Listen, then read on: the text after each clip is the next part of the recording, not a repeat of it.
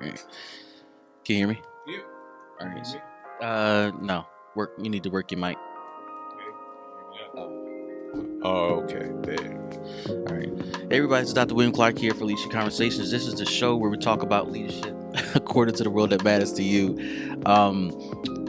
You know my guest, Abdul Rahman-Muhammad, or at least those who are local to the area. They know who you are. I just want to get to the point. So do a quick intro, man, so we can start this podcast real quick. All right. So let's see. So for today's podcast, I'm of course Abdul Rahman-Muhammad, Executive Director of My People Clinical Services. I'm also known as Dream Chaser #1 in the community. You know, I got this organization called the Dream Support Network, and we do a lot of workshops on helping people live the life of their dreams and, you know, ice cream for a dream and different things like that. So yeah, that's me. Just usual stuff. Yeah. So thank you, man. If you want to know more about them, quick website. www.mypeople-ct.com or www.thedreamsupportnetwork.com or www.themailconference.com or, you know, I got tons of website stuff. You can find me. Google me. And then also Google our last podcast because we talked a bit about you at that one. Good stuff. So I just wanted to dig in because, you know, I want people to kind of get what we need to share today. So we're going to talk about strategic partnerships, and we started talking about it a little bit. Before we start like this conversation, how would you or how do you define a partner? Because people throw that around a lot, and I'm not sure that it's a fair description. Well, okay, so think about partnership. When I think about partnership, it's kind of like, what does each person bring to the table? So if I'm going to have a partnership with somebody, and I have all types of levels of partnerships in the community, where it's kind of like, you know, I might go to this place. Yesterday, for example, I went to a restaurant over there on Capitol Avenue, right? And I was saying to my mother, I wanted to have some noodles.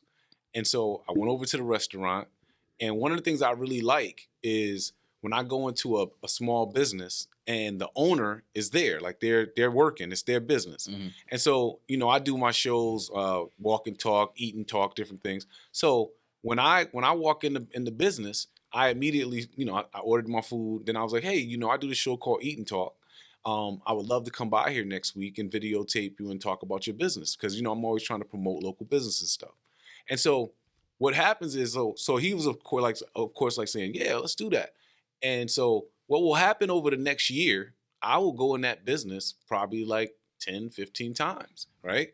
And what I try to do is continue to make my relationship with this place where I'm going to go eat noodles once a month or maybe twice a month.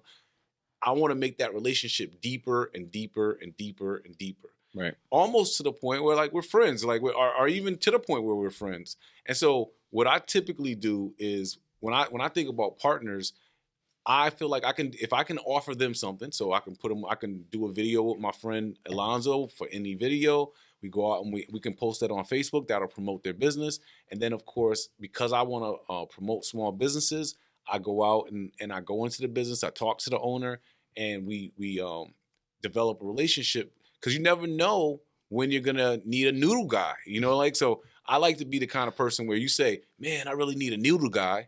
And I'm like, oh, go see my man G over on Capitol Ave. Right. Boom. So that's how I see it. And so that's a partnership where you're not even like in business really, but I see it all the same. Like it. So when we talk about my people, for example, I want to have partnerships with other providers, right? So there are certain providers that I feel like we are kind of like we're in the same space, maybe even at the same level, or maybe they're at a higher level. So I want to have a partnership with them. But even with like DCF workers. So even though I'm the executive director, in my role at my agency, I still communicate with everybody down the line, right? So I might be talking to the regional director. I might be in a meeting with the commissioner one day, right? But on another day, I might be talking to a line worker who just started at DCF a week ago.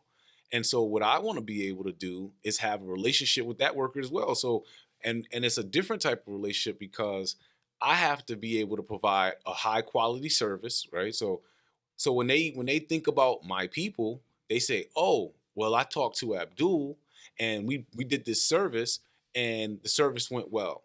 And so every time we get a referral, I look at it like I'm developing a partnership with that individual person that's making a referral, because I believe that we're only as good as our last referral. Right. So I have to be able to maintain those relationships with, at one point, I'm not as good at it now as I was before. But at one point, I probably knew easily 250 DCF workers, like by name.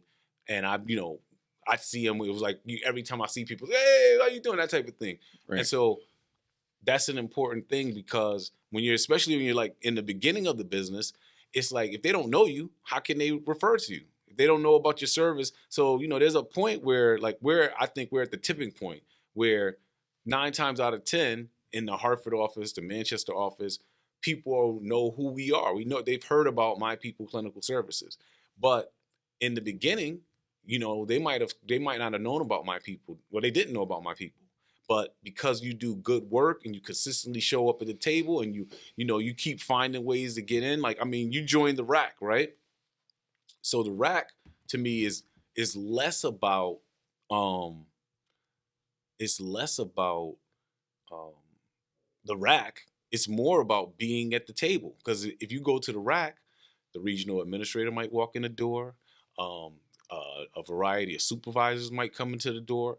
And those people are people that you need to have, they need to know you. And so the only way you can really have a partnership is that people have to know who you are, and they have to see the value that you can offer to them. So that's how you get to the next level of a partnership. That's what happens. Yeah. So that makes a ton of sense to me. I think I like the part when you said a partner is someone who brings something to the table. Mm-hmm. When you are evaluating who to partner with, Mm-hmm. how do you determine your need so that you know who you're looking to bring to the table?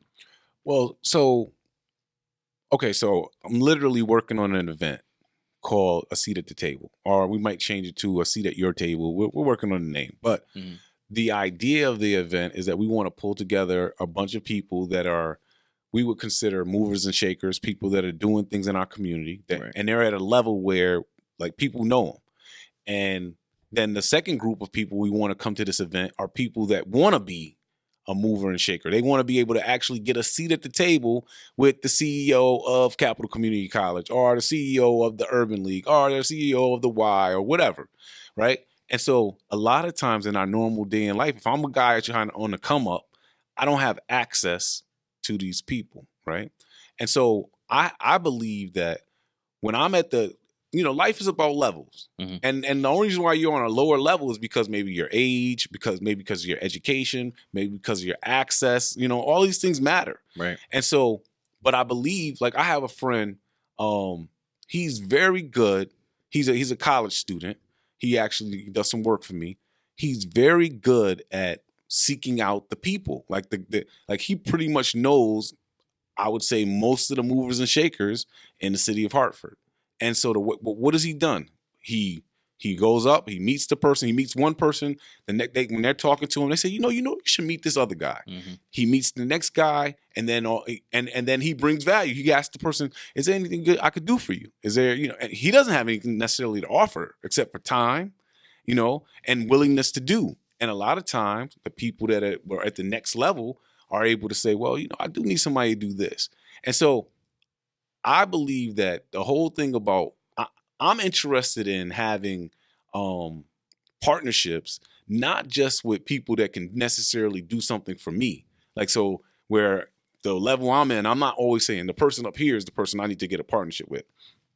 I believe that you have to have partnerships with, you want to get to the table with these people up here, but you also need to be able to get, like, all in the sense of like pulling somebody else up, you need to have a partnership with those people down there too, because that the beautiful thing about life, you never know where somebody ends up.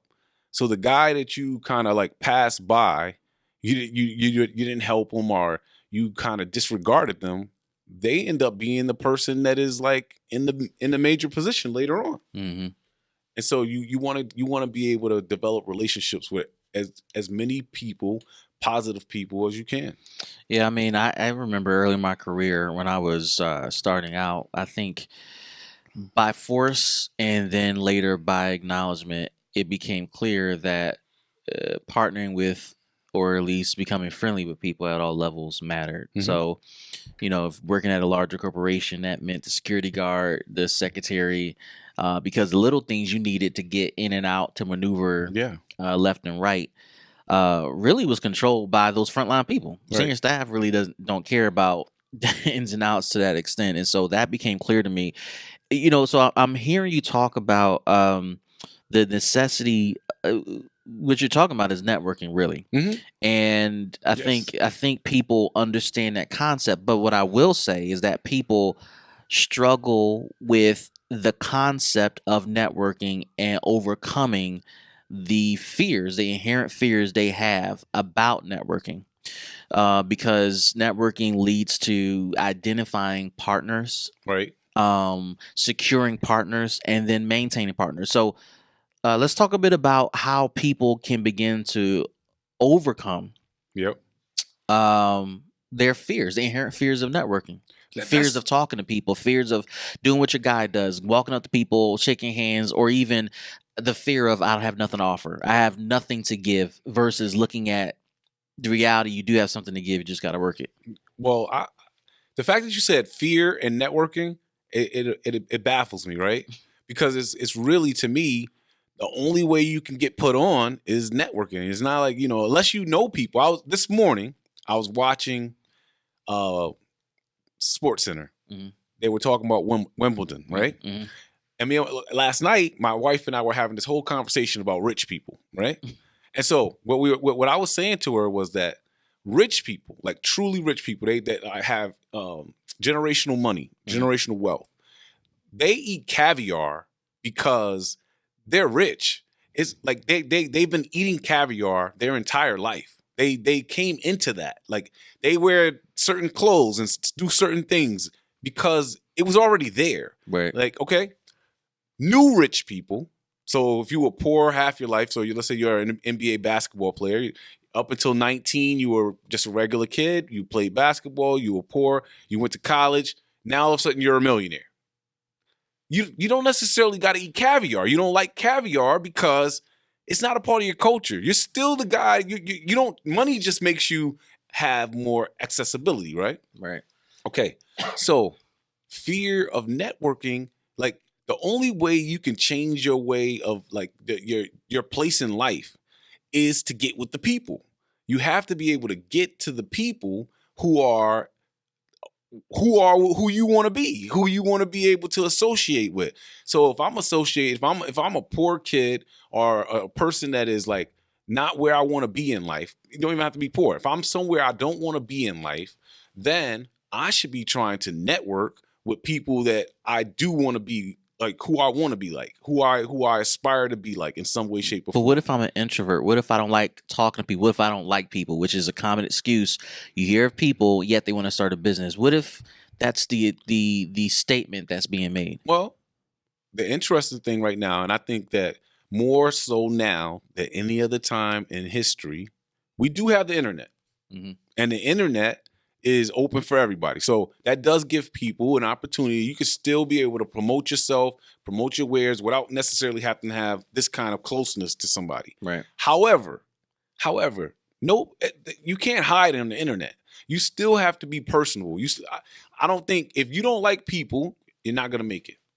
If you're not able to get up and have a conversation with somebody, there's a limit to what you can do.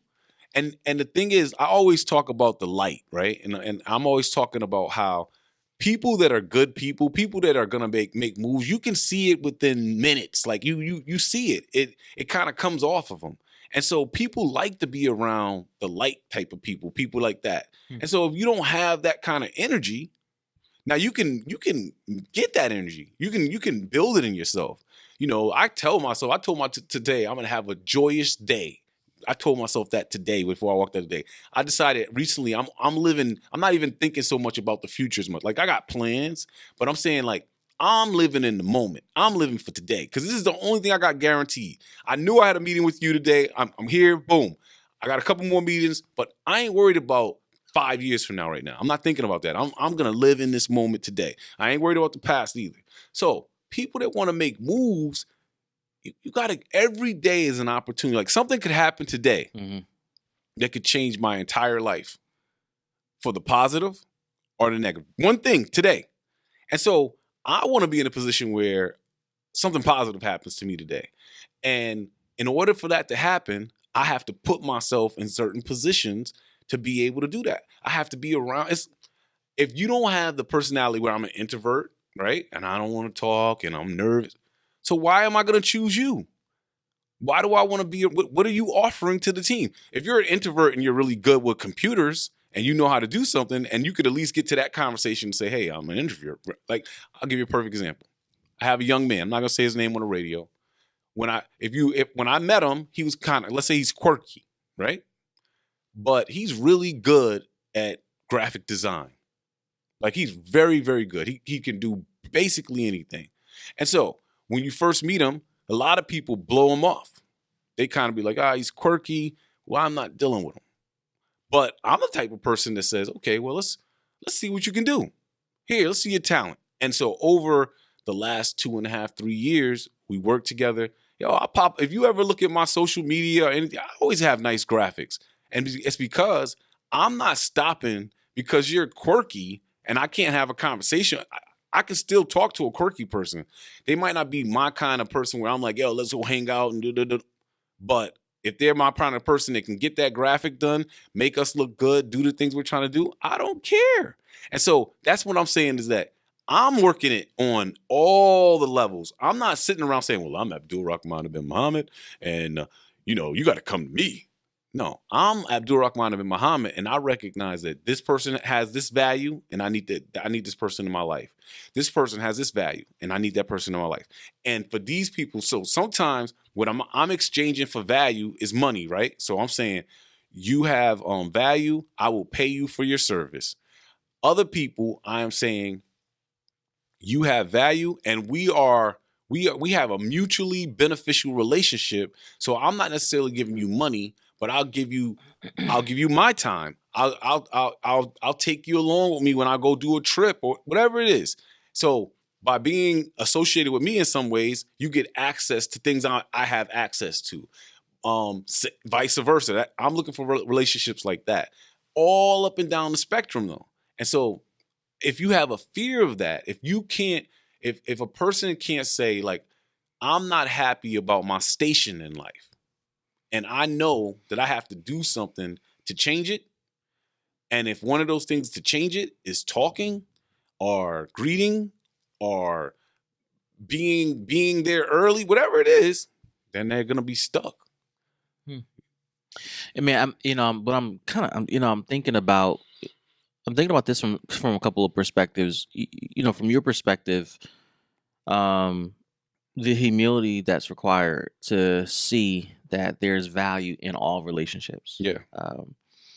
I think that at this level that you're operating in, even at mine, within my own organization, there are no relationships that are too small. Now, some relationships are better cultivated by other team members, right? Up and down the spectrum. But even having team members or staff members cultivate relationship on your behalf still is an investment to say, hey, I care enough about the potential of this relationship or partnership that I'm going to make sure I connect you with fill in the blank. Right. So a lot of humility comes with that. And perhaps, that may be a simple thing to say, but for people who are on the come up, who are looking to develop relationships, and like you said earlier, you never know who is going to turn out to be who. You never know. You never know how promotions work or advancements work. And the person you played in the coffee line or somewhere innocuous. And that happens to me all the time. Yeah. I'll be honest with you. Yeah. Sometimes I'm not necessarily on my game all the time. Right. You catch me out with some of my friends and somebody's coming up, hey, Abdul, how you doing? And I'm kind of like, hey, I'm my mind's not locked in on, being like I'm not thinking about this networking opportunity right now. And I think that everybody has a time when they're like their human self where it's just like I'm just chilling. And now you want to talk to me about business and it's like, call me on Monday, Or, and then they say, well, can I get your business card? And I'm like, yo, I don't have no car, but Google me. You can find me. Like, I'm an easy person to find. And so somebody could take that like, oh, this dude just kind of blew me off. Mm-hmm. And then later on, now I see them and they have some value, right? There's something I want. I need this relationship. But all they remember is yo, this dude played me. And so, I mean, the thing is that every relationship's not going to work out. I mean, one of the things I've decided recently is that all the people in my life that are like difficult, where it's like they are actually more of a problem for me, and they're a problem, like you're kind of like covering up for them all the time. I need to distance myself from those type of people, because what ends up happening is that when somebody who is always into something can wrap you into it, what happens is when they go down, they've wrapped you so nicely that you go down with them. Mm. It's almost like they get their tentacles on you and they're pulling you down. And so I'm trying to work on my relationships where the people that I deal with, we pull each other up. I don't want to go down. Yeah. And so that's a good segue into my next question. Yeah. So someone listening may say, I understand partnerships and I understand the need for it for my business, for my nonprofit, for the program I'm building, perhaps the ministry I'm building. What would you say are the characteristics you look for in a partner? The character traits, the real person. What are you looking for when you say I want to partner with you? And it is not. I'm not talking about tangible things like money and resources. I mean, obviously you've assessed that at some point, but when you connect with a person, what are you looking for when you say I want to be a partner? So let me clarify though. So when you say a partner, are you saying a partner like we're going to go do something together? Yeah, we're working on this initiative and we're going to partner? Let's go from that perspective. So I'm not talking about somebody we're going to launch a business together and we're 50-50 partners. Mm-hmm. Perhaps that might be the case, but in a sense, think about it in a sense of you decide to partner with somebody to execute a joint venture on a project. Yeah. Whether it's a part of your main business, a subset of your business, or some other thing. Right. Well, I always go back to the word value, right? Because I only want to do what I do. Mm-hmm. Like I don't want to. So what I consider myself is I am an idea guy, right? So I come up with ideas. I am good at getting things to the start. So I can get you all the way to, all right, we're ready to open this. We're ready to do this program. Mm-hmm. And this is where I get you to. I've made all the connections. I've secured the money. I've done everything I need to do to get us to the start. Now, getting the team, like it's hiring people, all that stuff, I don't need to be a part of that. I've given us the opportunity to do what we're going to do. Mm-hmm. And so for me, I like to have people that I partner with are people on my team where now they can pick up and they do their part. So I have my part, the other person has to do their part. And so what that means for me is that I'll take this even in my hiring right now. I would prefer to pay somebody more because this is the thing about partnership. Even in a 50-50 partnership, it's not equal. Partnerships are not like you could say, oh, we 50-50 partners. No, you're not. Nobody's 50-50 partners because one of the people is going to do more work. One of the people is going to, the way they see their role. So you got two people, they're going to start a business. And one person is like, well, I'm the boss. And the way he sees being the boss means I can sit in the office with my feet up on the table and boss people around. The other person recognizes that being the boss means I got to roll up my sleeves and I got to go out here and do certain things. So even though financially they're 50-50 partners, work and all that other stuff, they're not 50-50 partners. And so what I believe is that there's never an equal partnership. And so therefore, when I'm looking at this like a team, because my partners are my team, everybody has to say, well, what part of the load am I going to take? And be realistic with that. Now, this is another interesting thing. Sometimes you can have, let's say I'm a 10% partner, right? So I'm going to put in 10% of the effort and work. However, I still am in the leadership position. I'm still kind of like my position in the whole project is higher. So my reward from the partnership is still going to be higher, even though I'm only putting in 10% of the work, you know? So like it's recognizing like when I'm thinking about partnership, I can't kumbaya you right here. I'm not gonna say, yo, all my partnerships are just sweet. Everybody's it's equal, you know, we get to 25, but nah. I might come in and do 10%, and another person might do 70%, another person might do 20%, and I might get still the highest reward out of that. So from a characteristic perspective, what I heard you say was you value people who understand how to navigate load management. No, I value people that they bring to the table what they do.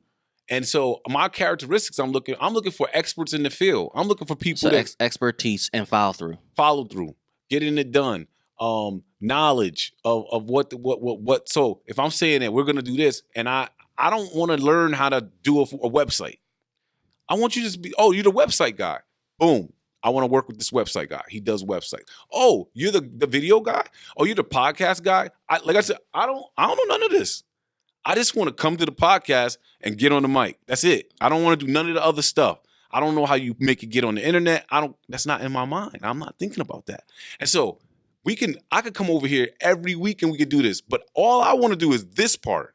That's my part of the partnership. I will come in and I'll be glad to get and I'm just being honest. That's how I operate. Because if you start saying, Abdul, I need you to set up this. Yo, I don't do that. I don't know. I'm not a technical person. So I don't bring value to you by coming in here and messing this part up. You know what I'm saying? So it's not that I'm lazy. It's just that this is not in my wheelhouse. This is not where my interest lies. My interest in a relationship with a podcast is to come on the podcast and talk that talk, Ab. That's what I want to do. And so like I told you before, I'm working on a podcast. But I told the guy, yo, you go get it. You tell me what we need to get. I'll get the stuff. You set it up, and then I'll show up. That's all I'm going to do. Mm-hmm. And so, once again, me and him are partners on that idea. It's going to be two of us. And I'm willing to put the financial piece up, get all the stuff, but I'm not setting it up. I will share it once it gets on the internet, but I'm not putting it on the internet. I don't want to think about all of that stuff. Talk. I just want to talk, and I want to get moving to the next thing. So, I mean, and I think in those characteristics, that makes a ton of sense to me. But then you also started talking about equity or equality, however you want. Yeah, how you spread it out. However you spread it out, and that it doesn't necessarily, it's not even. So, and I think people do expect. You know what? It reminds me of people have a mindset that they have back in college when you have your college project, and you have 4 people on the team who are divided up equally by force. The reality is that's not how that works. It never works. It never works that way. The person who does the least work gets the same grade all y'all get, whether they do their share or not. Yep. But the difference in business, and let me know if you agree with this, is. No, I can't even say that. I was going to say the difference is there should be more integrity in the fact that if I do 10% of the work, I may get a higher percentage amount, but that's not necessarily true either. Because it's not about integrity. It's about my role. Right. Just because I did 10% on this project doesn't count what I brought to the table the whole way to get to this project. But I think that's where the integrity comes in for me, because when I've done real estate deals, whether I was a senior or the junior, it was known that this person's going to do this and that's it. However, their cut is much larger because what's perceived as the 10% is actually the most critical piece of the project. So, because the value of, for example, the value of bringing a buyer's list to a wholesaler or a realtor or an investor means life. But so when we're talking about partnership, so I talk about partnership in a different way, because I'm not talking about like person to person partnership. When I'm thinking about partnership, I think about it from like the perspective of, especially if I think about my company, right? It's my company. So let's start off with that. So already everybody else at the table is no matter what I do, the relationship is off kilter. I'm gonna always, as the executive director, I can come in and give 10%, a little bit of input. Hey, this is what I think. And then even if they were working on a whole nother thing, the input that I added in has more value because they're gonna do what I'm telling them to do. It's just, and so I want to be real with the listeners right now and saying that, and this is important because in a leadership role, a lot of times people give up their leadership role give up the power of their leadership role because they allow for the people that are partners. And in my eyes, it's like, okay, so maybe I'm talking about this stuff wrong because when I'm talking about is employees, right? If we are on equal footing, so I work with other CEOs all the time. And so I have to put up as much work as them. But I'm talking about in my world, see, and I operate mostly in my world. And so it's different. But if I'm working, you're a CEO, I'm a CEO, and we're saying we're going to do this project together, I'm going to pull my amount of the weight. However, depending on what it is that the outcome that we're looking for, I may not have as much interest in it as you do. And so you may say, well, the reason why, let's switch it. I might say the reason why I want to work with William on this is because William has the plug to whatever. And because I want to get to that plug, I'm going to put in more because of that. But this goes back to the buyer's list example. Yeah. Because without an exit strategy, which is the buyer's list, you're dead in the water. Right. And if we're both CEOs and you have my exit strategy for this effort, your 10% is life. It matters. Because now let's be clear. The 10%, relatively speaking, for this proposed project, is not really 10%. Because what you bring to the table is a whole history that is well beyond what I have at the moment. And so to you and to the scheme of the project, it's 10%. Right. In its totality, in 2019, it's 15 years of business plus whatever you did working for someone else plus education, which when you do the math, it's inverted. Right. So I'm playing catch up in this partnership for selfish gain. Right. To build my business, to build my product, to get in. So now partnership means something different to me than it does to you, which means that your value is not defined by the 10% of effort. Right. Because it's 10% of effort. So you want to know how to put together a podcast office. Yeah, and I was listening to you talk about it, right? It'll take me about 5 minutes to give you the shopping list. Yeah. Yeah, I know. It took me a year to figure out this stuff. Right. But now you got it. But there's only 5 minutes of effort towards you. Yeah. I love it.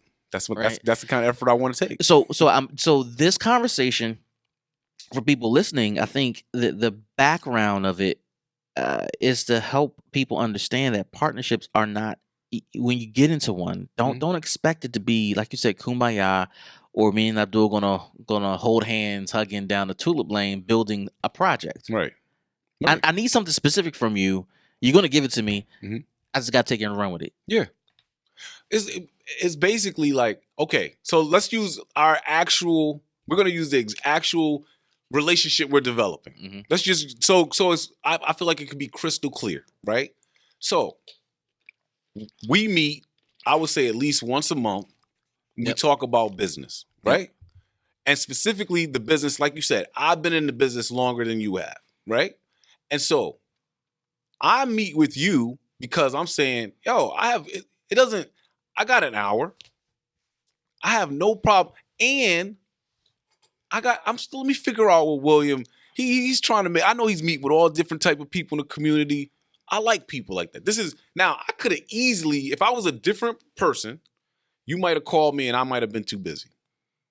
But the kind of person I am is one that says, I like it when people are trying to figure out how to get to maybe where I am or beyond, for that matter. It doesn't, I mean, you could be the guy with one idea where it's like, all of a sudden I'm sitting there with you like, yo, William, how you do that?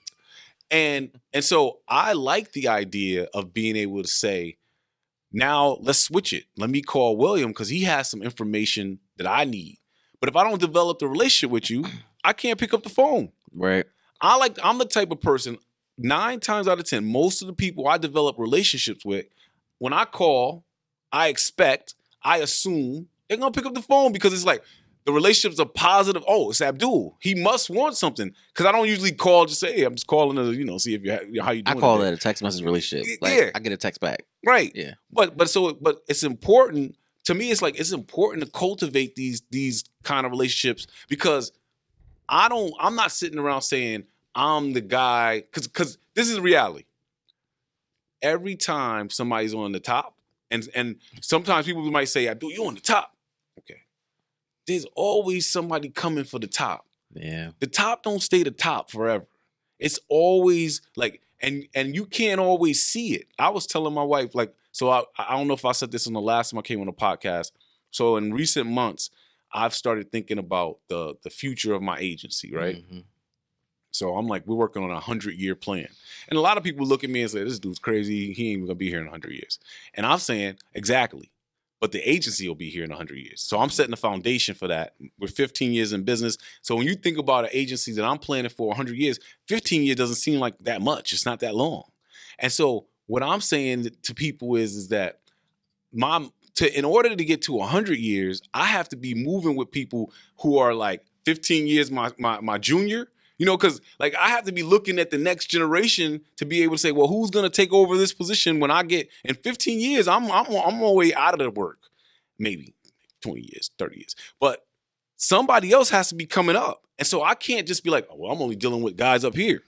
Right. I got to fill in these people. Like I need the young. I need the youth. I need people that are new ideas. Somebody's going to think. I need to be in the room when somebody's coming up with that idea. It's like, oh, that's the next big thing. I need to be on that. Right. And so partnership is like everybody is and the other thing is somebody that is big today is going to be going tomorrow. Like literally, we've just seen this in the world where like companies, like every day something is getting closed that's been like historically here. Mm-hmm. And it's because when things started changing, they were still like, yo, I'm still going to do these videos. And we're doing videos because people are always going to need videos. And it's like Blockbuster is closed. Yeah. Nah.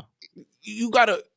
So my goal is like, okay, how do I stay hip to the next thing? And the only way you could do that, sometimes I'm not going to be the guy that comes up with the next thing. Yeah. Maybe it's you. Maybe we having a conversation. You're like, yeah, and this is the thing I'm thinking about. Blah, blah. And I'm like, I didn't think about that, right? And it's not that like I'm gonna steal your idea, but it's like you have to be in the room with the people who are thinking of the ideas and thinking of stuff and putting it out there. Some people come up with the best ideas and are never gonna do anything about it. Nope. And so by me being in the room and me knowing they ain't gonna do nothing with that, I could take that idea and make something happen. I told Dana yesterday.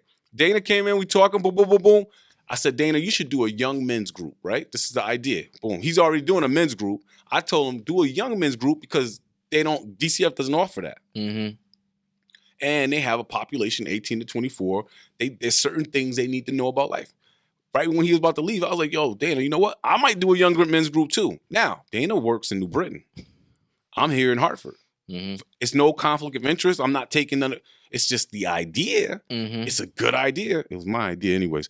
And so ultimately, right? It's important though. So I don't know if I'll do it or not, but if there's an opportunity, you get that synergy. We're having a conversation and it's like, yo, that might be something or it might be nothing, but. So I'm going to tell you, in my role as a pastor, mm-hmm. I have been flirting with the idea that I won't be pastoring beyond 50. Okay. That's deep. Here's the reason. I like to know that. It's because at some point, generationally, your voice becomes irrelevant and corny. And it's not a diss on pastors who are pastoring over 50. Mm-hmm. But when you look at the pace at which culture is changing and evolving, mm-hmm. the word doesn't change. It hasn't changed for thousands of years, and it won't change. But the application of the word and the wisdom of the word and how it's disseminated and what it means at that time in culture, 20, 30 years from now, will be beyond my relevance. Right. So, to your point, when you talking about longevity in the game, whatever the game is, Mm-hmm. sometimes you got to know when to step back. Yeah. Now, back to the 10% conversation. While I may not be pastoring a congregation beyond 50, Mm-hmm. I intend to pastor pastors and other leaders, Right. because it's less about salvation for those leaders and more about tactics and strategies Right. that are just beyond time Mm-hmm. on how to navigate issues so that they can be the most relevant person to the lives of people that they're ministering to. Right. Perhaps, and in business, it's the same way, because that was a segue to the next comment or conversation about longevity, how to build talent. And I Mhm. think you're talking about, man, it's cool to run with people who've been in the game for a minute. That's cool. But you need the energy and the ideas of the young people. And all I can think about is, while that's necessary, they also need the wisdom Of course. of the aged. Reciprocal. It's reciprocal. It's a right? partnership. It's a partnership. And so that's what I was getting at before, is that if that's deep, right? If you don't have a fresh new look at it, Mm. if you don't have, so there are things that I did 15 years ago that I can't do today. Like, literally, my mind is not gonna let me do it. I'm just not doing it. Right? 15 years ago, I would do anything when I was starting my business, right? I would do basically whatever anybody's trying to get me to do, I'm doing it. Now I'm kind of like, yeah, I ain't doing that, right? But, this young dude that has the energy that I had 15 years ago, The hunger, the desire, trying to build something. doing it. Yeah. He's going to do it. So I need that person on the team. So, because what I want to have is the resources. I'm looking for resources. I don't want to be like before. It was like, okay, we're going to build a house. Give me the hammer. Boom. We're going to build this house. No, I want to say we're going to build a house. And then I say, house builder people, build the house, because I have the resources to make it happen. And so, to your point, as we get older, I think that that's the thing. We have to be able to see ourselves in a different space, different ways in order to get to where we are, where we want to go. But I talk about this incessantly, right? Vision. You have to be able to see what's not there before you get there. You have to be able to create it. Like, in your mind, you have to say, well, this is what we're going to do. This is how. So when I talk about 100 years, I have a vision of how my people will be and operate in 100 years from now. Now, all I have to do is make sure that I'm building the team and the structure and the infrastructure so we could get there. Mm-hmm. So it continues to build up. There are some moves that we're putting in place now that in the next 5 years, it should put us in a whole another spectrum as an agency, as an organization, right? And so when you get to that, and obviously like another level as an organization, like a true contender, like, so just getting our nonprofit arm straight, that makes us a contender, especially if all of a sudden, if we get one RFP, right? Think about this. So in the history of my people, no RFP, zero, right? Let's say next year we get one. If we get one RFP, that's an RFP that one of the traditional big agencies did not get. If we get 5 RFPs, so it's like you don't what do they say? You don't eat a cow in one sitting or something. Bite by bite. Bite by bite, yeah. Right? So every time we get an RFP, somebody else didn't get an RFP. Every time I make a deal that lets me get at a table or allows me to do a service that somebody else was doing, it's taking food off their plate. It's changing the plate. It's changing how the setup is seen. So in my mind, one day, whereas we might have 1% of the entire pie right now, right? Oh, 1%? Nobody's thinking about us at 1%. They're like, look at them, they ain't doing nothing. But what happens when we got 10% of the pie? That means somebody lost 9% of the pie, right? And 10% of the pie, when they that's the whole pie. 10% of a pie that, if we're talking about just DCF's budget is $700 million, is a big pie, right? And so, like, that's how I'm thinking.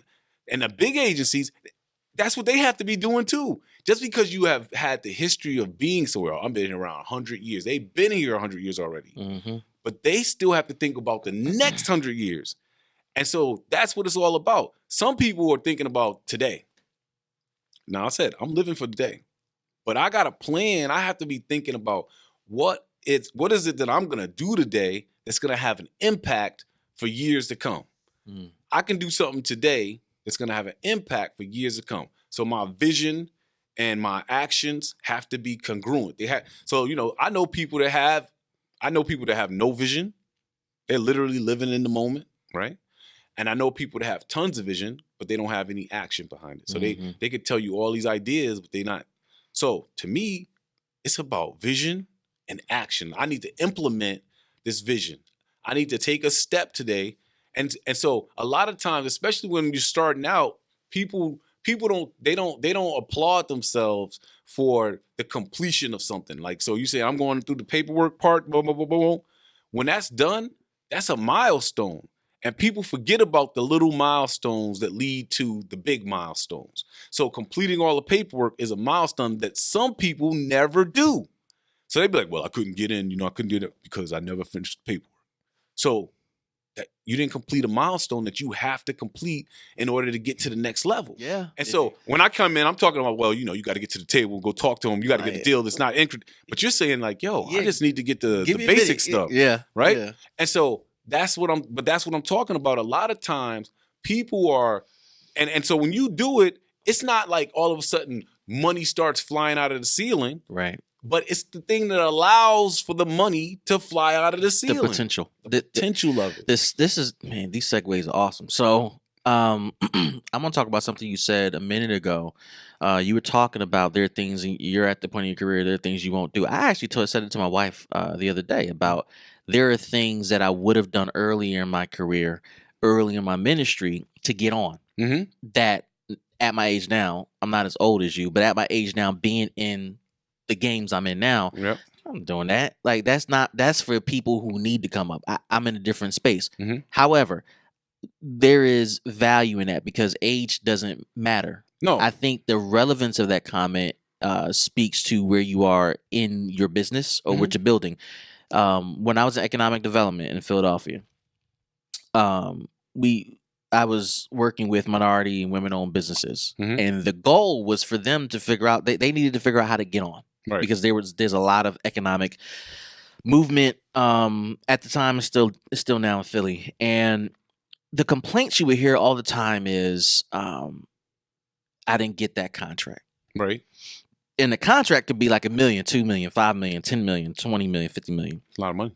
It's a lot of money, but then when you ask questions, of the person who's making the complaint, you learn that, well, wait a minute, you're not licensed or bonded, or you don't have financing, and the biggest project you've done was $5,000 at Miss Jenkins' house, right, replacing windows at a residence. Exactly. We're talking about commercial now, right? So commercial is different from residential projects at Miss Jenkins' house around the way, versus working on a 100-story skyscraper. Right. So and what we talked about with a lot of the small business owners at the time, and it still rings true in my soul today, is the value. This is the inverse of the 10%. Right. The value of you taking that 10% off of a $10 million project or $1 million project or a $500,000 project. You're a sub of a sub of a sub of a sub. It's not about the money. It's about the exposure. Right. Because if you've never done commercial window installation on a 100-story building that has to be rated for wind, that has to be rated for hurricane, has to be rated for all types of conditions, earthquakes, etc. If you've never been in a high-rise building or a skyscraper when the wind's blowing, right, that building twists. I've been there. And so if you're not prepared to install at that level, right, you need to be a sub of a sub of a sub of a sub. You can make a lot of money that way too. You can, but it's about the scraps, as you were talking about. Yep. It's about the exposure, because while you're a sub of a sub of a sub, yep, the success of the project on a bigger scale, yep, It belongs to you just as much as it belongs to the person who has 90%. You by being a minority contractor, you still get your name's on the paper. When you say minority, we're not talking about skin color now. Right. No. We're talking about minority in terms of the percentage you own on this project in terms of revenue. Yeah. And it gives you the opportunity to observe and to see. So somebody who wants to do what you do, the idea, and Gary Vee talks about this a lot, interning with you, doing the scrap work around you, picking up your trash just so they can hear conversations is more valuable than begging you, Abdul, we need to go 50-50 on this project. Like, nah, like what is, there's no value adding. Well, so to your point, like the other thing is that whereas before I would do anything, like you said, to get on, now I say, this is what we do. So I don't want to necessarily do something that is not in my wheelhouse. Right. Just because they need it, I don't necessarily. So if that's not in my wheelhouse or where the direction I see us going, it's like that's outside of what we do. I'm not doing that. And so, and we're always tweaking that. We're saying like, well, let's add this and let's throw this away, because we have to look at the numbers too. We say, well, the numbers say that this don't make money. Why are we wasting all of our time doing this? Why are we saying we do that? We don't need to do that. Let's focus more on this other thing over here that's making money. And for somebody starting out, the profit margin sometimes is not even a focus. The more mature name, you gotta get your. Sometimes it's like, at first, it's like if they don't know your name, how you gonna get paid? How you gonna get to the place where you want to be, right? And so the reason why you do all the different things is because what you're really doing is establishing your name. Oh, my people does this. My people does that. My people, my people, my people, my people, my people, my people. That's what you want. Now everybody knows your name. Now, you're always going to have people to say, well, I don't like their service, but you got other people say, I love their service. They're the best. Right. And so you have to do the stuff to get your name out there. Now your name's out there. Now you got to follow it up with the quality of service. You have to do high quality service, have good staff. You have to have a representation. And so, and the other thing that happens is as you move down the road, you get more opportunities, because it's like if out of every 10 things I do, I'm successful at 9. I'm successful at 8. When you get to 8, that gets a little shaky, because I always say if you go to a restaurant right now and it had a B rating, you wouldn't go in there and eat, would you? Right? You want an A rating on restaurant. Mm-hmm. And so same thing with a social service agency. You want them to be like pretty much an A-rated agency, because otherwise they might not be doing that great of a job. And so you do the scraps to get your name out there, or you call them scraps, but you do anything early. And then as you refine your business, you may say, we only do this, but we're going to be the best at this. So if I was going to do my people a different way, I love fatherhood work. And I could easily have said, we're only going to do fatherhood work, and we're going to be the best at fatherhood work. However, the way I see my wheelhouse is that we could be the best at fatherhood work, actually, but we could also do these other services as well. I see a gap in the system. I want to fill that gap. Nobody else is doing this, so I'm going to add that to my wheelhouse. And I'm not going to necessarily. And so one of the things I've had to do over the years is recognize that I'm not going to do it. So I have to also pass the way I envision, the way I see my people on to the staff that work at my people. They have to be, they may not, like people sometimes in the early days, right? They wanted me. Is Abdul coming? Is it Abdul?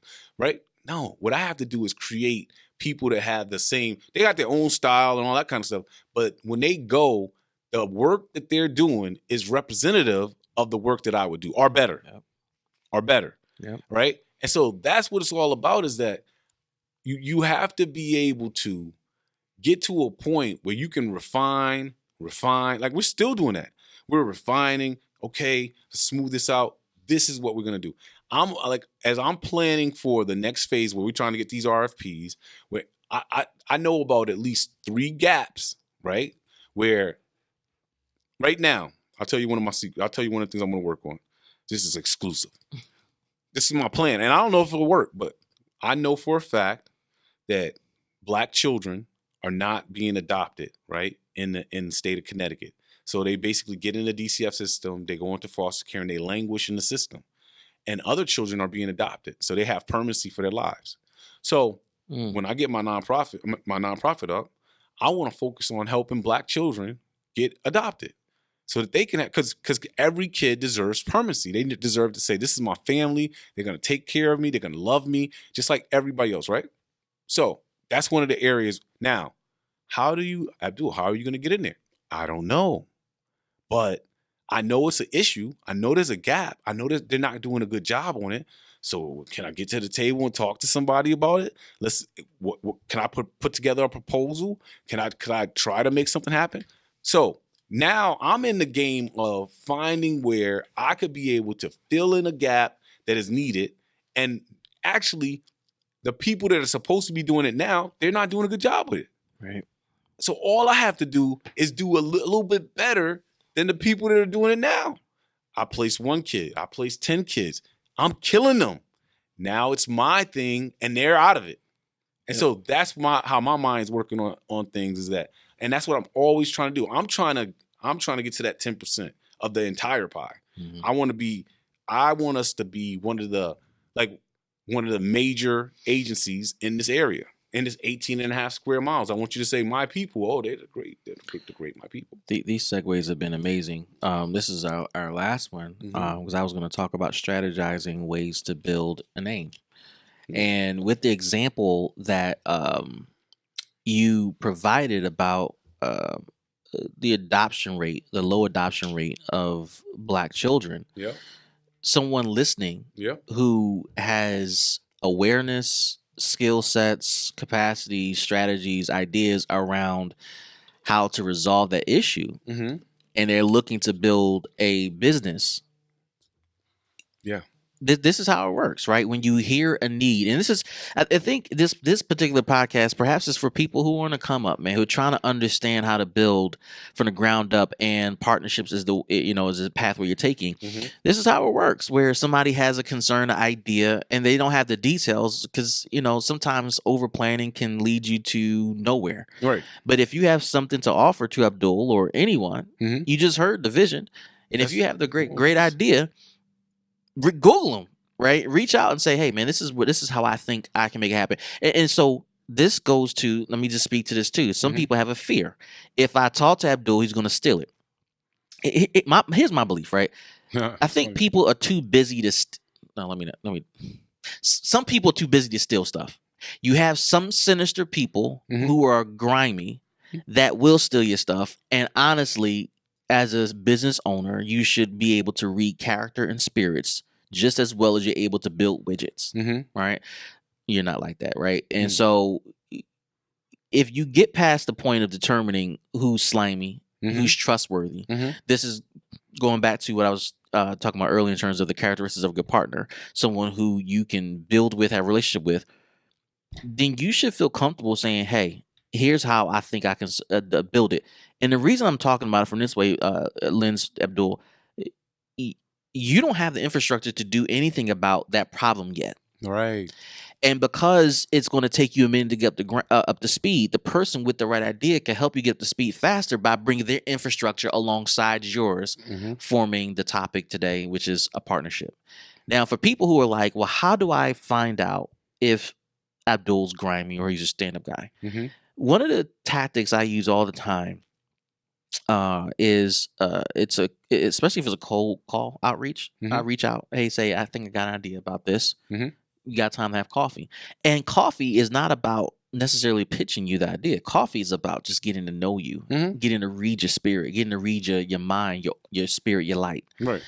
And if it ain't right, if it don't feel right, maybe I'll give you some off the cuff idea, or I'll just walk out. But if it feels right, and we spent 20 minutes vibing off of a cup of coffee, then I feel comfortable sharing where I'm at and seeing where it goes from there. So let me tell you what I think about ideas. I come up with literally 10 great ideas every day, right? Ideas are like the internet. Something is happening right now on the internet. It'll be done by tomorrow. Maybe this afternoon the story is over. That's the same thing about ideas. Unless we're implementing the idea. An idea is just an idea. Right. So people put a lot of value on their ideas. They put a lot, like they think, oh, I had this idea, the little light came over their head, and I told somebody about it, and then they actually did it, and they're mad at the person because they did it, Right. and all they were doing was thinking about it. And did nothing about Did it. nothing. They weren't ever going to do anything The about it. value is in the action. It's if you ain't going to do it. So my whole thing is when I am talking to somebody and I tell them an idea, and then 6 months later they're doing my idea. Me and my wife do this all the time. I talk about my ideas because I don't care, because most of them I'm not going to do. I got 10 of them today, right? So if somebody implements the idea, you can't be mad at them on the idea that you weren't never going to do. Right. So it's like when a lot of people got to understand that if you're going to do your idea, if you value your idea so much, then don't tell nobody. Keep your mouth shut. Because as soon as you put that idea in the world, like even when you think this is deep, this is okay. So right, this is the next level of thinking. But if you got something that you're thinking about all the time, it kind of permeates the air. So it's like I don't even have to tell you the idea. It'll be in your head. And so we haven't even had a conversation about it, and you're thinking about my idea. And then in your spirit, you may say, I gotta move on this idea. Whereas in my spirit, it's just in my mind. I'm still working out the kinks. And so you might do it a different way than I was gonna do it and all that kind of stuff, but you might take the action on the idea. People shouldn't be getting mad about because this is the other thing. I was talking about this other day. There's always room for more. So how many ice cream brands are there in the world? A lot, right? They all sell strawberry, vanilla, mint chocolate chip. But some people like Breyers. Some people like another big Y brand, right? And so it's like, at the end of the day, ideas are like a dime a dozen. You can get, so people stop valuing your ideas, start valuing your action. You talking about, I'm bringing, like they think, people be thinking, I'm bringing something to this dude. I got this, people tell me this all the time too. They tell me, I'm gonna change your life. They're gonna change my life with their idea. It's like, nah, man. I'm just like you having coffee with them to check them out. I'm like, okay, yeah, come over here and change my life. And I'm telling them, I'm good on your idea. Now you go do it.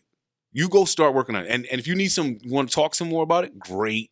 But it's like, people need to understand ideas don't mean nothing unless you're actually doing them. And most of the time, even the greatest idea fails once, twice, 3 times. And so, and the other thing is, every great idea that I have is not a great idea for me. So I'm talking to somebody about this idea. It's an event. I'm not an event planner. I'm not, a lot of times I'll be like, well, if I do this event, nobody's coming. This is how I think about myself, right? And so, but if I tell the person that does events and people go to his events, he could probably make that idea happen. The seat at the table event. If I just did it, I'm sure there'll be some people who come. But I want to do it where it has the greatest impact. So I'm a partner.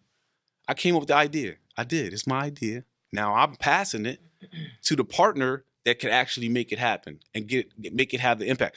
Does it take anything away? I don't have to make no money off of it. I don't have to get any credit for it. Like when they're giving the speeches, none of that. Do I get to come? Yes. Do I have to, in my mind, do I know like, I was at the beginning.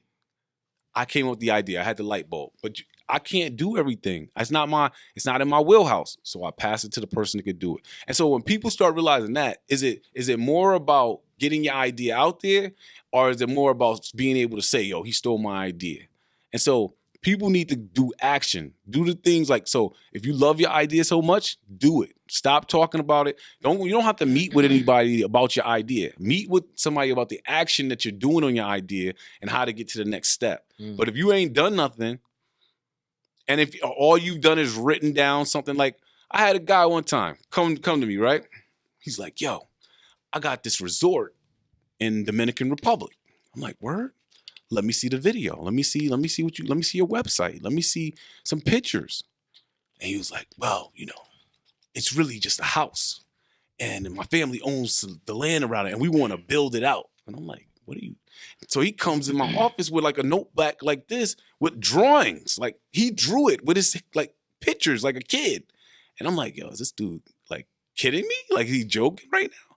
And so I tell him, listen, man, you can't tell somebody you got a resort in Dominican Republic and then you come in with drawn pictures of everything. You gotta.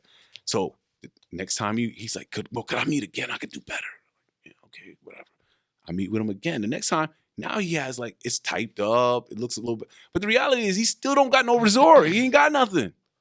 He's got a vision. He's got something in his brain that he would like to do.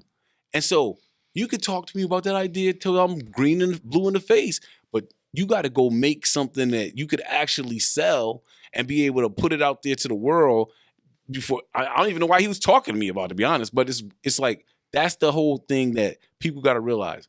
The ideas don't mean anything unless you're actually taking action on the ideas. And you're past the writing part. You're past the talking about it part. You have to be at the point of doing. That's when it's yours. It's not yours. The ideas is everybody. The ideas are everybody's until you're actually doing it.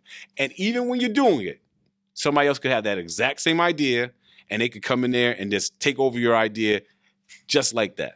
I think that's wisdom, what you just shared, because I was going to say the same exact thing. I think that people who are listening to this and they're getting it, they're figuring out partnerships matter.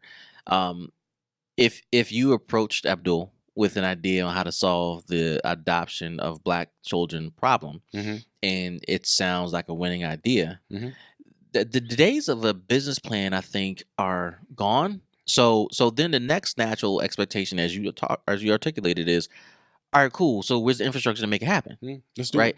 it. And I think there needs to be honesty. Like if you don't have it, you don't have it, or it's in the works, right? You don't have a resort. You have a house with land, and you have a vision of converting it to a resort. That's the sell, right?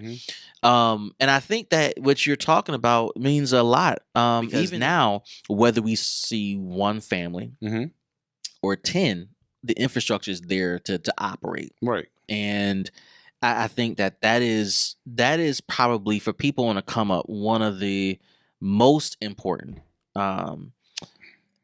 pieces of information I think they can take away from this is, you got to be ready. You got to be ready. You got to be ready. And so infrastructure is the thing you can't see that must be in place. So people focus on things like you can see.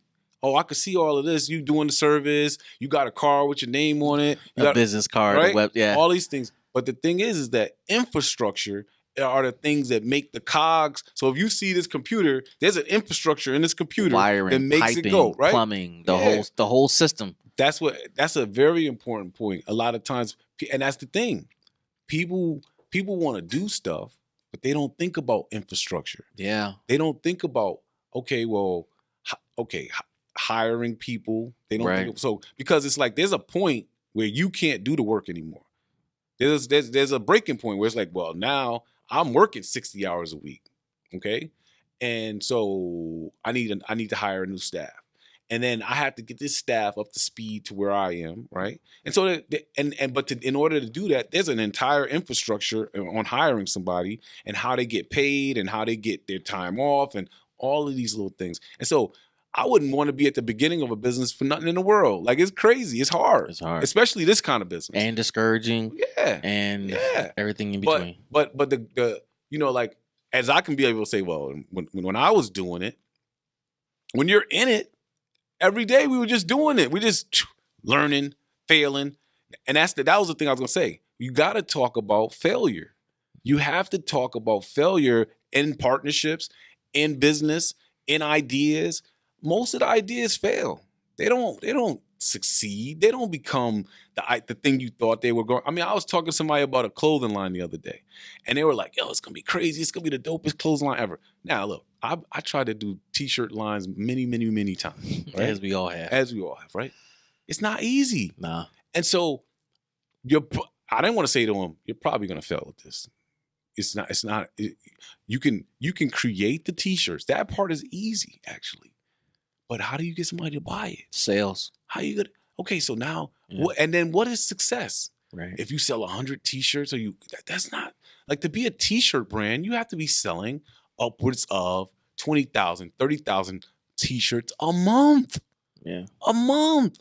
And so it's like, people, okay, do you have a website? Like, you're going to go open up a store? Like, right now, opening up a store for t-shirts is the dumbest idea in the world, because people don't walk down the street no more and go to the store.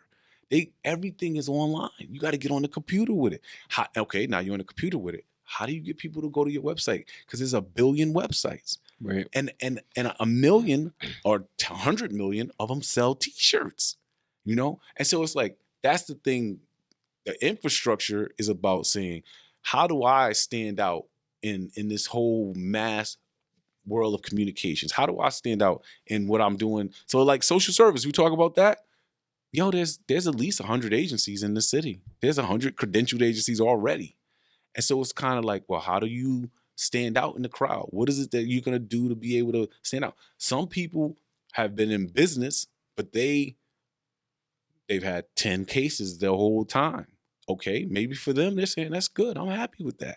But is that what? What is it? You know? Man. And I think you're also hitting on the other thing too. Infrastructure is good. Mhm. But back to one of the earlier points you talked about, if you're not out here selling, which is the job of the chief executive, Every day. it's not to look pretty, it's not to boss people around. It's about sales. It's about moving units. If you're in a social service business, it's about butts in seats, feet walking through the door. If you're not out there selling to get your customers coming in, Mhm. the infrastructure means absolutely nothing. What's the point of infrastructure? You ain't got no notes to put in. So it's No. like multiple levels of this. Like, everything is levels, right? So it's like, yes, okay, I got all this infrastructure. And some people, I know businesses that spend all their time on infrastructure. Perfecting it. They got it. Nah. It's dope. Nah. They ain't got no clients. None. They're not making no money. None. And so what is the point? What I built was simple, Yeah. easy, Yeah. and is not high end. Right. It's good enough for now. Hey. So once we hit a certain threshold, we got to retool it. Right. But you're always retooling. You're always retooling to handle different levels of responsibility and contact with customers. So any parting words about partnerships for those watching, for those who are trying to learn, who are taking notes? Any things you wish you knew when you started that's light work for you now? What I would say is, you got to embrace the journey, right? At the end of the day, you know, I'm happy I didn't know what I didn't know.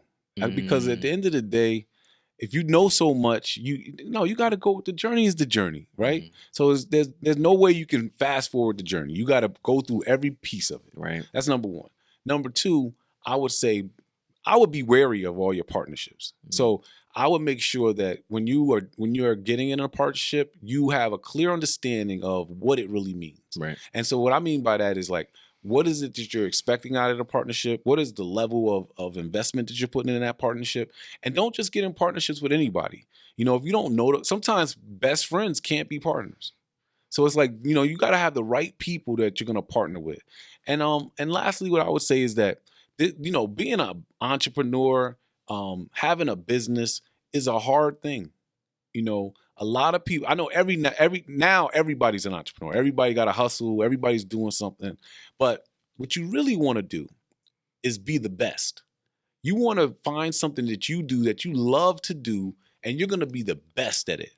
And so, like, when we first started, we didn't do a million things. We did like one thing, then we did two things. But we were trying to, like, really focus on being the best at what we're doing. I'm not saying, and I won't even say that I'm the best at what we do now, but I try that. That's what our goal is. And so find the thing that you're going to be the best at, that you're going to love to do.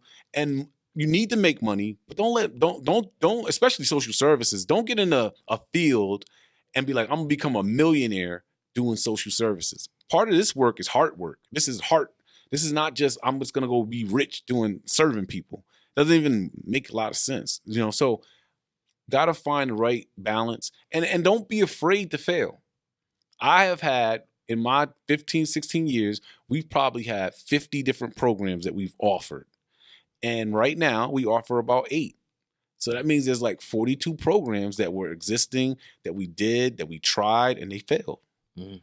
And we didn't lose no sleep over those programs. When it was over, it was over. And so but everything you do, keep in mind, everything you do, even when you fail, there's a lesson that you can get out of it. There's a connection that you can get out of it. So there's something you could take from it, but you just got to remember that the biggest thing you're trying to do is build your brand. If people don't know your brand, if people don't know your name, if people don't associate you with positive stuff, you're not going to be successful in business. You're not going to be. Your partnerships aren't going to. If you're partnering with somebody, like you said, that they're slimy and shady, and this is what everybody thinks about that person in the community, but you see him or her in a certain way, but you're wrong, then it's not going to help your business. So you have to be. That's why they call it strategic partnerships. It's strategic. It's like you're play chess, not checkers. Be smart. Like, think about it. Chess is a game where you have to think about what you're going to do, because you know that every move that you make has a repercussion. Checkers, you don't even feel that stressed out. You don't see the World Series of checkers because it's like not much thinking. This whole thing with partnerships, with business, you really got to think it through. And because we're not doing it for the short term. This is not this. Especially in my field, I'm not doing it just for a quick buck. I'm doing this for the long haul, and my goal is to change people's lives. That's what we're about. So it's different. So hopefully somebody heard something, and I would like to leave. I always say you can Google me, but really, if somebody wants to talk, if they stayed in this long, my email is arim@mypeople-ct.com. You can find me on Facebook at Abdul Rahmaan-Muhammad. You can find me on Instagram, DreamChaser1. You can find me, you can go to our website, www.mypeople-ct.com, or our other website, thedreamsupportnetwork.com. And, I'm willing to talk to anybody that's trying to do something positive. So if anybody stayed in this long and they got this information, hit me up. I'll be more than happy to talk to them. It's true. So I hope somebody actually takes you up on that offer, man. Yeah, we'll see. Thanks for coming in, man. Anytime. Appreciate it. All right.